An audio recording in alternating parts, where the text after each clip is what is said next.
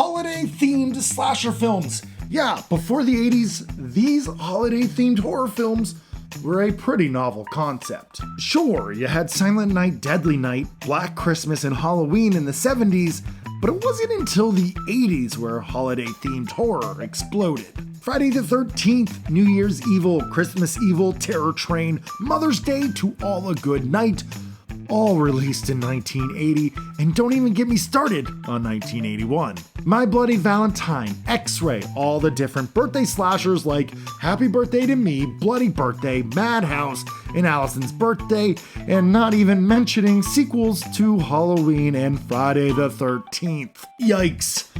Now, the reason that I mention the absurdity of all of this is because there's some holidays that are extremely underutilized. Take Thanksgiving, for example. Well, there actually was a Thanksgiving-themed horror film released in 1981. Why didn't I mention it? Well, that's because it's not very good. Yeah, we're diving into Home Sweet Home.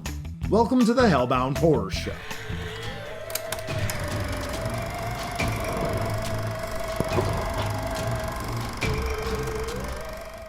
Jake Steinfeld, most recognizable for his work with his Body by Jake brand. Don't quit, never give up. Don't quit. In the late 80s and early 90s, this guy was pretty well known in the household. He was on ESPN, he gave out fitness advice on TV, and was always trying to sell his new workout machines. It's funny that in 1981, he was trying to become the next Michael Meyers.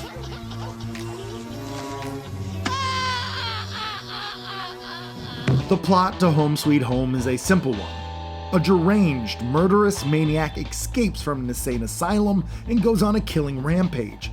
It's a typical slasher setup, but the execution fails at almost every level. The beginning is my favorite part and it sets the tone for the rest of the film. Just check out the overacting, terrible editing, and awful camera work. Hey, you want a beer? Hey! Thank you!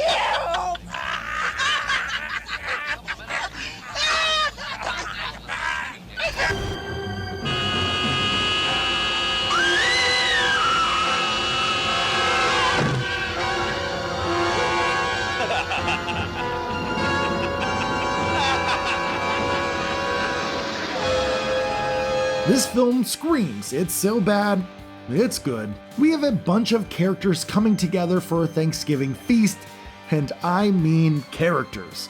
We have this guy who looks like a mime. He plays the guitar and does magic tricks. We have this lady who doesn't speak English and can't sing, but still tries. This guy who only cares about the game, and of course, the host with the most, this dude. He is my favorite line in the whole film. I need a beer! I hear you on that one, buddy. These characters keep finding excuses to leave the house, where they are slowly picked off one by one. This death is pretty great.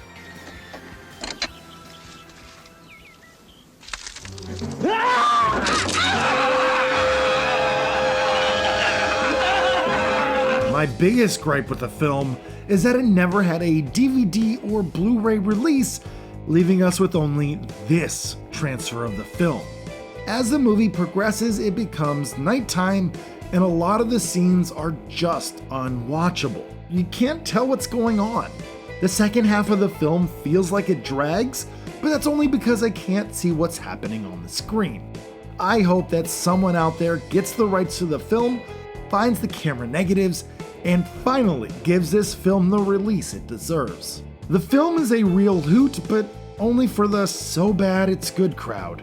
This movie is plain awful. There's little TNA, little blood, and zero tension. Home Sweet Home fails at being a horror film, but maybe that's why I love it so much. It's one of those movies where you have to see it to believe it. So go check it out on YouTube, and here's the hope in that Home Sweet Home finally gets a good transfer someday. That's all I have for tonight, so happy Thanksgiving, everyone. And if you're not in the United States, stay healthy, stay safe, and take care.